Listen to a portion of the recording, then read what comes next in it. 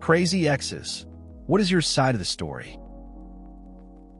I read a post on another forum by a woman who had been in an abusive relationship. Typically, the abuser was charming and plausible to other people and soon had their circle of friends and family believing that she was some sort of nutcase and that he was the strong, tolerant, capable man who had to cope with her. She once overheard one of their friends say, "Patience of saint, that man, ouch." For some reason, that little detail really made me wince. That's tough to read. It's wild how someone can put up a front like that while doing serious damage behind the scenes. It's always the ones closest to us that can be fooled the easiest. Hearing someone praise the abuser must have been a punch to the gut for her. It's a reminder of how manipulation works and how hard it can be to break free from those situations. We're definitely each other's crazy exes. We just were very passionate people who fell for each other hard, and everything we did was intense. The sex, the arguments, the cold shouldering, etc.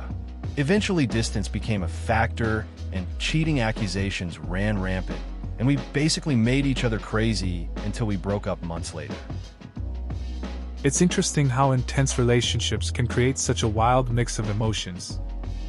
You get swept up in it all, but when things get heavy, it can lead to misunderstandings and accusations. Distance often complicates things even more. It sounds like that relationship had its highs and lows, but sometimes those memories stick with you, even if they weren't the healthiest. It's just part of life, I guess. I was madly in love with my girlfriend, and she was with me. But sometimes love isn't enough, and we drove each other completely nuts. Eventually, I got severely depressed because I loved her and didn't want to leave her, but our relationship was so toxic I became heavily dependent on drugs and ended up blacking out behind the wheel of her car and crashed into a tree. I broke my leg, got a DUI, and because of this incident, our relationship officially ended. When I look back, I think the accident was meant to be. We refused to break up, and we needed a little push. The way things are going could have ended a lot worse. That's a tough situation. It's wild how love can sometimes lead us down a dark path. It sounds like both of you were holding on too tightly, and the crash was a wake-up call. Sometimes, life has a way of forcing change when we can't make it ourselves. Breaking free from that toxic cycle must have been hard, but it sounds like it was necessary in the end. I was the crazy one. I said some regrettable things about how classless it was to come to the place we both worked while I was there, right after we broke up. My temper was out of control, but it was all my fault anyway. In the 3 years we dated, she was a beautiful flower, and I was an idiot child trampling all over it. I never did anything directly abusive, but I was nuts and just ran in circles around her. She saw a person in me that I couldn't be. Saw the light after this, got my diagnosis, bipolar, social anxiety, etc., and treatment, and am a wholly different person. We made peace. Life goes on. It sounds like you had a rough time back then. It's good that you were able to recognize your issues and get help. Breaking up can bring out a lot of raw emotions.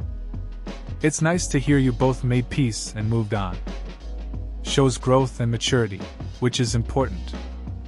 Life can change a lot when you face your problems and work on them. Glad to see you're in a better place now. A guy I was dating just stopped texting me or calling me back out of nowhere. He lived in another state, so we hadn't seen each other in a while. He finally sent me one sentence that it was over and he was seeing someone else. I went a little nuts every time I drank and would text him.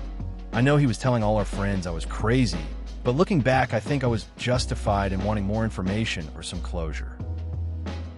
That sounds pretty rough. It's tough when someone just disappears like that, especially when you can't have a face-to-face conversation. I get why you'd reach out after a drink or two. You wanted answers. It's frustrating to be left in the dark, and yeah, needing some closure is totally normal. It's a tough situation to be in, and it's hard to shake off those feelings. I was admittedly a bit crazy and not always a great boyfriend. I was jealous and insecure due to not properly dealing with some personal issues that arose during our relationship. I proposed to her, and she said yes, but we were both young, stupid. I didn't have my shit together as well as she did. It eventually fell apart in spectacular fashion, and I fell apart personally too for a while. After the breakup, I got some help with my issues, got healthy and confident, dropped the whole jealous all the time thing, and had some very successful and fulfilling relationships after that. I've been with someone for 4 years now. We just got married last year. As far as I know, my ex got married to someone else, has some kids, and is doing well herself. So it's all good. That's a pretty relatable story. It sounds like you both learned a lot from that time. Jealousy can really mess things up, and it's good you recognize that in yourself. Getting help and finding confidence can change everything. Congrats on the marriage and the progress you've made. It's nice to hear your ex is doing well too. Sometimes things fall apart for a reason, and it leads to better paths. Well, she thinks I'm crazy because I won't talk to her at mutual friends' parties. Basically, I ghost her. Pretend she's not even there. Then she comes to me with that fake high-pitched, "Chai." Nope, I'm not going to that fake place with you, so we can pretend you never did me wrong. Even 5 years later, I just won't. I just don't associate with that kind of person. I feed off the awkwardness. It's interesting how some friendships can change over time. I had a similar experience. A friend from school, we used to be tight, but then things soured. Whenever we crossed paths, it was always awkward. I just kind of ignored him at gatherings, like he wasn't there. Funny how sometimes avoiding someone can feel more comfortable than dealing with the past. Just keeps things simple. I had an awful ex that I met at a very low point in my life. He was a compulsive liar and cheater. He loved to tell lies about me all the time, including that I cheated on him, never, that he had bought me an engagement ring, no, and then the thing I found most hilarious was that he told people that I stabbed him. I'm 5 feet 10 inches, and this guy was 5 feet 5 inches and scrawny as heck. If I did decide to stab him, he wouldn't be walking around flapping his gums about it, try to solicit sympathy. So according to him, I'm a crazy ex. That sounds rough. It's wild how some people twist the story to make themselves look better. It's funny you mentioned the stabbing part because that just shows how clueless he was. I guess when you're insecure, you tend to project onto others. At least you can laugh about it now and not take it seriously. Crazy ex stories can be entertaining once you're out of that situation. We were in an open relationship. Most people assume that I cheated on him. And when I try to explain, people don't understand the concept behind an open relationship. Sex is a natural desire, and he refused to give it to me. We talked about it, and came up with the idea of an open relationship. I broke up with him soon after because of other things. All of it is complicated even when explaining it in person. It only made sense to me and my ex. I would never go into an open relationship with anyone else. We were both very open-minded. It's interesting how people react to open relationships. Most can't grasp the idea that it's not just cheating. For you both, it seemed like a mutual understanding to fulfill needs. Once those deeper issues came up, it makes sense why you moved on. Sometimes, no matter how progressive a relationship is, if other problems exist, it's better to step back. It really shows how complicated love can be. She dumped me and moved to another state. I called her daily for a few weeks to try, and sent her about $600 in jewelry and a purse, not counting the clothes she had left at my place. She kept telling people I was harassing her, but apparently had never listened to the messages. She made up her own messages that were me accusing her of shit and threatening to find her new place and assault her. I ran into a friend of hers at the bar. She told me the ex's side of the story. I told her mine. She texted the ex, and 5 minutes later my phone was ringing. Unfortunately, by this point, it had been close to 2 months since the breakup, and I had sold everything for the low price of $70, which got me a video game and lunch. She was furious. I told her if she wanted that stuff, she should have at least listened to one of the messages. Haven't talked to her since. I was already marked as the crazy ex, and one girl used that reason explicitly in turning me down. That's a tough situation. It sounds like she really didn't want to hear your side of things. It's wild how quickly things can escalate when communication breaks down. Selling her stuff for such a low price is kind of a crazy move, but I guess you were over it. Being labeled as the crazy ex can be hard to shake off, though. It's just one of those messy breakups that sticks with you. Her side of the story. I became possessive and jealous, getting upset whenever she did something without telling or including me.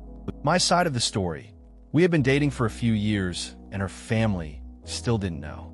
I was ready to be a bigger part of her life and meet her family in a boyfriend context, maybe even participate in some of their family activities. She kept saying, "Oh, my brothers-in-law will tease you."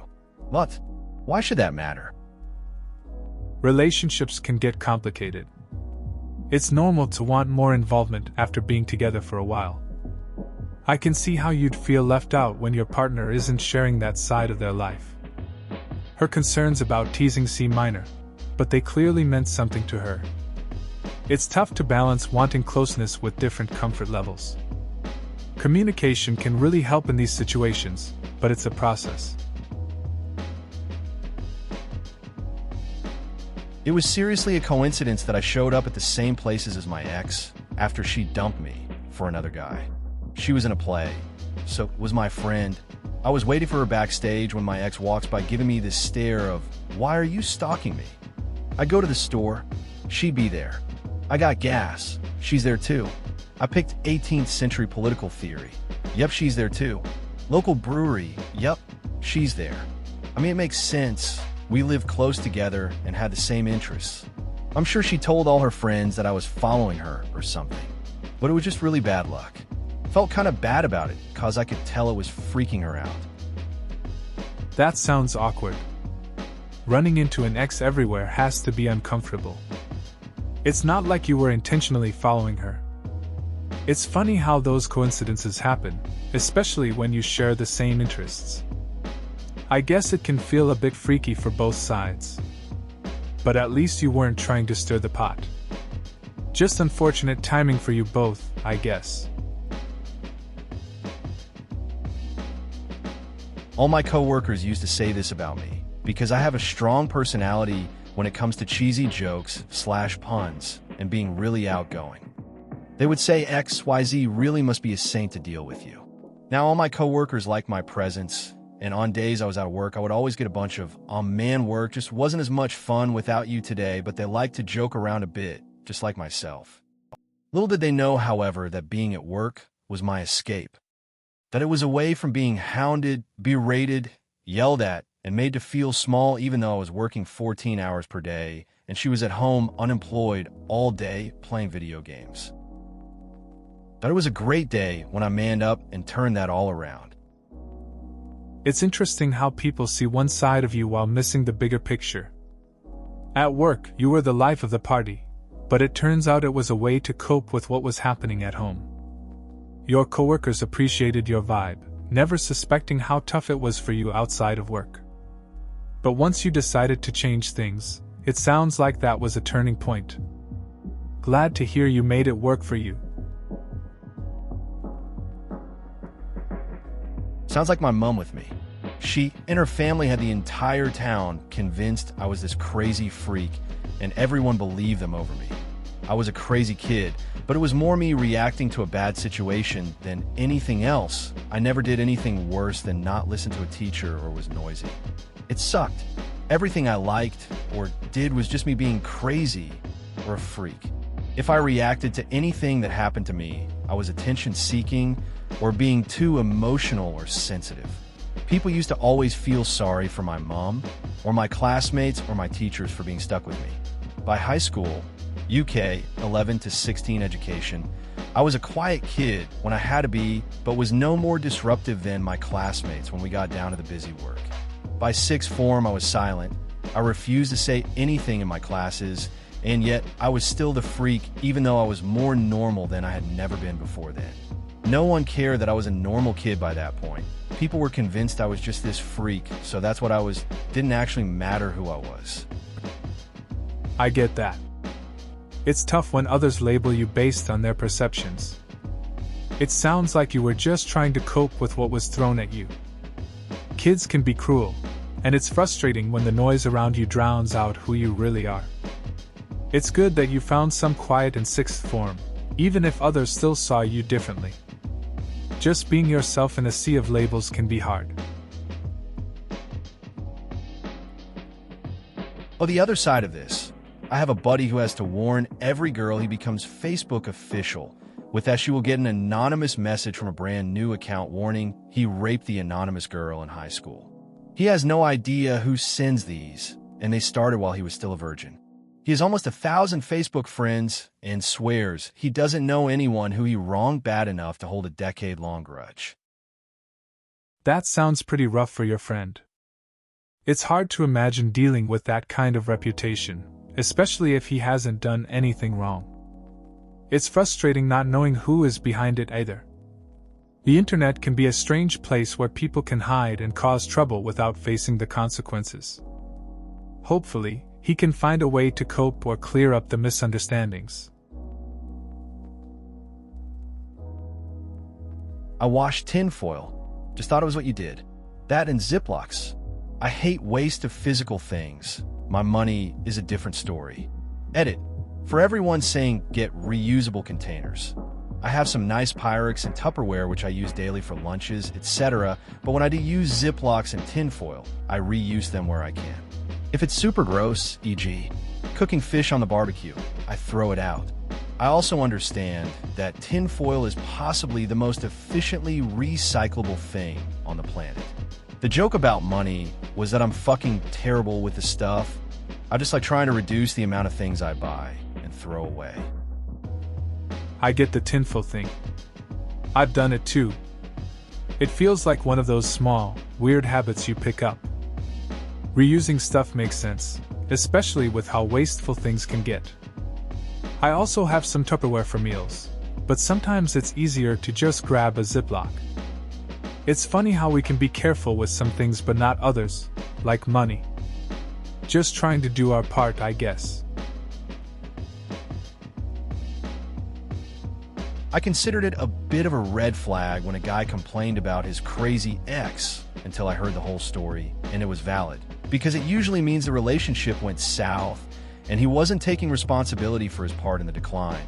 So the emotional reaction of the partner is crazy. It takes two to tango, and I haven't encountered many situations personally where the blame was truly one-sided. I get that. It's often a sign that someone isn't fully aware of their role in the situation. A friend once did the same, talking about how his ex was overreacting. Once I heard both sides, it didn't seem so one-sided anymore. Relationships are complex, and it's easy to focus on the other person's faults without recognizing your own contributions to the issues. Real talk, it's all about perspective. Same. Now when a guy says his exes are crazy, I ask him what they did.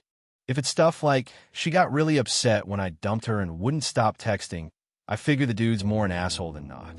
If it's she took a Louisville Slugger to both headlights, then I figure she's legit unhinged. I get that. It's funny how people label their exes without considering their own actions. Like, if you push someone to that point, you have to own some responsibility. The crazy ex stereotype usually comes down to how someone handles a breakup. It's a good idea to dig deeper into the story before jumping to conclusions. Everyone has their side, and sometimes it tells you more about the person telling it. I am in the same boat as you were. My ex even diagnosed himself as having narcissistic personality disorder. because in his words, the only time he gets sad is when things aren't going well for him. He would argue with me about my family and religion. He almost broke up with me when I went off to school because he needed physical closeness when he would already be getting that from at least 3 other girls. When we sit on the couch, he'd be on various dating apps talking to other girls, but assured me I was his favorite. This, combined with my extreme low self-esteem, kept me strung along for 2 years until I decided I didn't want to be in a relationship where I was constantly worried he'd meet someone else who would replace my spot at the top. I wanted to be the only favorite in someone's life, and I am much happier without him. That sounds really tough. It's hard being in a situation where you're not valued the way you should be. It's good that you recognized what was happening and made the choice to leave. You deserve to be with someone who respects you and prioritizes your feelings. Being the favorite isn't enough if it comes with so much uncertainty. Feeling happier now shows you've made the right call for yourself. The best things I ever got from my shitty, emotionally abusive / manipulative ex are my kitty and my Kindle. Technically, his mom bought the Kindle for him, but he never came back to get it, and he probably doesn't even remember he ever owned it. He would frequently buy things and then forget about them / taking care of them. Like the cat. It's interesting how some relationships leave you with unexpected gifts. That kitty and the Kindle became part of your life, despite the negative aspects of the past. It's a reminder that sometimes, good things come out of tough situations. The ex's forgetfulness led to you gaining something valuable. It's a strange twist, but I guess it shows that you can still find joy after a rough time. Almost this exact same thing, except she is literally my dog. I found her, I picked her up, everything. And then when I left, he kept posting on FB about how much he missed his dog and how I'd taken her from him. However, I guarantee she's got a better life with me than she ever would have had with him, since he didn't seem to mind shoving her to the ground because she didn't listen to him when she was 6 months old and still learning how to be a house dog. Her name is North Star, but that moment, she became my literal guiding star and realized I needed to get out of there. It's funny how life works sometimes. This friend had a dog, but it wasn't a good match. I felt for the dog. When I found her, I knew I had to take her home. The owner couldn't see her potential and treated her poorly. Now she's with me, and she's thriving. North Star really became the light I needed, showing me it was time to move on. I think we both needed each other. I had exactly the same thing. They did this every week, and she ended up telling me I was paranoid for feeling weird about it. She used to stay over there and everything. It's like being stuck between a rock and a hard place when you don't know whether you're being paranoid and controlling by saying anything, but at the same time, you could be getting played in the biggest way, but not know anything about it. Uneasy face. I totally get it. I had a similar situation with a friend. She always hung out with this guy, and it made me uncomfortable. She brushed it off like I was overreacting. It was frustrating, feeling stuck between trust and doubt. Sometimes, it's hard to know if you're right to feel that way or if you're just being overly cautious. It messes with your head a bit, honestly. Sorry, this sounds pretty rough, especially the animal abuse. That's flat out fucked up. You might have figured this one out already, but there's definitely a reason that it's recommended to wait a couple of months into a relationship before moving in together, at least. People tend to show their true colors by then. Yeah, that makes sense. It's wild how some things don't come to light until later on. A friend of mine rushed into living together. At first, it seemed fine, but then you really saw the way they handled stress. It's a tough lesson to learn. Sometimes taking things slow can save a lot of hassle down the road. Just gotta pay attention to those red flags early on. This is very similar to a post I saw on r/slash relationships. Basically, the OP had this backpack with a whole bunch of patches sewn on it. The backpack and patches had a whole lot of sentimental value. If I remember correctly, they were from her father, and her so let his friends cut off whichever ones they wanted one day when she wasn't home. Crazy that people think they can just give away other people's property, so or not. That's a wild situation. It's surprising how some people just don't respect boundaries. I had a friend who lent his favorite guitar to someone, thinking they'd take care of it. Instead, they returned it damaged. He learned the hard way to be careful about who he trusts with his things. It's just a lack of consideration, really. You'd think basic respect would kick in, but sometimes it doesn't. I didn't even date this guy. We had been friends, but then he started getting really clingy. Showing up at the same place as me. It was coincidence at first, but when you start spotting that person more than once a couple times a week, it gets suspicious. Then the phone call started once a day, then a couple times a day, then he called me 20 times in 20 minutes. I told him he was freaking me out and to leave me alone. If he didn't, I would get a restraining order. I didn't know how far he would go, and I wasn't interested in finding out. After that, he disappeared, but I found out from a mutual friend a couple of years later that he'd been going around to everyone saying I was crazy. That's a pretty intense situation. It's wild how someone you consider a friend can turn into someone so clingy and overwhelming. Sounds like you handled it the right way by setting clear boundaries. It's a shame he spread rumors about you, though. Some people just don't get the message and make it worse by trying to shift the blame. Glad you managed to move on from that experience. First, they disable your ability to affect how people perceive things. Then they're the sole narrator. Ain't that the truth? I feel for you. I was in a similar relationship and almost married the guy. He is off doing whatever caused nothing bad ever happened to him, and I am sorting through the emotional abuse he put me through. I'm glad you're doing better. I can relate to that. I had a friend who went through something similar. He was in a long-term relationship where his partner always controlled the narrative. When they broke up, he struggled with how they framed the past. It took him a while to rebuild his sense of self, but he eventually found his way. It's tough, but sharing those experiences really helps in processing everything. Glad to see you're on a better path now. I had an ex who would always complain about my family and tell me that my friends didn't really like me. Apparently, if I really loved her in her eyes, I would go to her for support, not my family. And then she convinced me that my friends wouldn't really support me.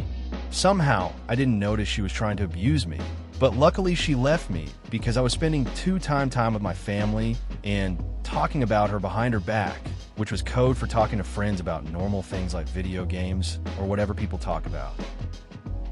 It's a weird situation when someone tries to turn you against your friends and family. I had a friend who was in a similar relationship. He thought he was loving and supportive, but it ended up being toxic.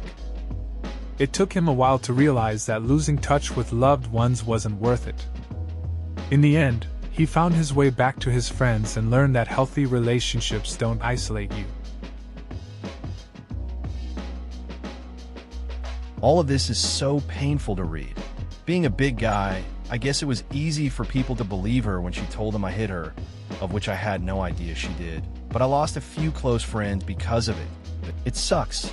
I'm just thankful for the people that knew, without a doubt, I could never do anything close to that. That's tough. Losing friends over something like that can really mess with you. It's good that you still have people who believe in you.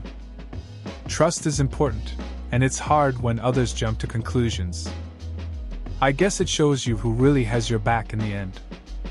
Stay close to those friends who stood by you, they're worth it. I haven't had an emotionally abusive girlfriend, but this behavior is definitely present in my father, who jokes and laughs and is friendly to neighbors, family, and MY friends, but would yell and say mean things behind closed doors. So, everyone in my school's marching band saw him as a saint who helped fix the band equipment and was really nice. I saw the guy who screams and pounds on locked doors. There's little overlap between people who have met him in person and people who hear my side of the story, since it's easy to think I'm lying when my impression of him doesn't match what others see. He doesn't say to strangers, "I have to yell at you," or "You don't remember what I'm saying when I'm calm." It's tough when your reality doesn't match how others see someone. Your father's friendly facade makes it hard for people to believe your experiences. They admire him, while you're stuck with the side that's harsh and aggressive. It's a strange place to be. I guess it makes sharing your story even harder, because people usually side with the nice guy they know. It can feel pretty isolating. It's hard because he is probably telling her about how you are the crazy ex, which I bet is what he told you about his ex, and told that one about the girl before him, and so on and so forth. I think the advantage of telling her is that 1, she may listen to your warning, but probably not. 2, you know you did what you could, and you can sleep at night. And 3, when she realizes he is crazy, she may feel that she can reach out to you for support. It's interesting how stories go around like that. People often paint others in a certain light based on their own experiences. It reminds me of a friend who warned someone about their new partner. They ended up not listening, but later reached out once things went south.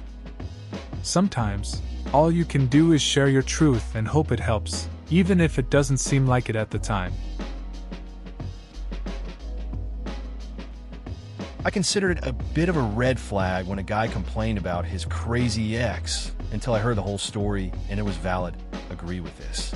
I also go so far as to wonder about a guy when it's been verified she was acting crazily. Is he attracted to crazy? Is there something he's seeking in relationships that fits with the mentally unhinged? It's interesting how quickly we judge a situation. I had a friend who always dated wild women. He swore they were just adventurous, but you could see the pattern.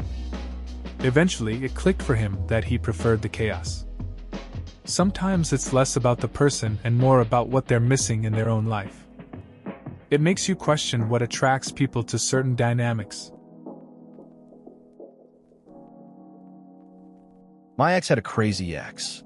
When she bought her car, he was convinced it was her ticket to freedom and she was going to drive out of his life. She was guilt-tripped into adding his name to the title. In addition to this mistake, she made a second mistake in that she didn't understand the or clause. It was his name or her name that was allowed to modify the title. So he was able to drop her name from the title without her signature, which he did. That's just wild. It's crazy how a simple misunderstanding can lead to such a mess. She probably thought adding his name would keep things cool, but it backfired totally. Just goes to show how important it is to read the fine print. Trust can really mess you up when you're not careful. You think you're doing the right thing, and then it all just unravels. I have exes who are friends. I mean, one guy and I broke up over 15 years ago. I'm not a cheater, and my exes and I broke up for good reasons, but mostly stay friendly. I have only ever had one big, scary breakup. He was later diagnosed with schizophrenia, and I don't have an issue with my husband hanging out with any of his exes. I mean, it is a case-by-case basis, but I feel secure in my relationship, so I can't see why either of us should care. It's interesting how some relationships can end but still remain friendly. 15 years is a long time to keep in touch, but I get it. It's good to feel secure in your relationship, allowing you to trust your partner's past. Every breakup has its reasons, and being able to maintain those connections shows maturity. It's nice to see that you both handle it well, making things easier in the long run. Please consider subscribing if you enjoyed. Love.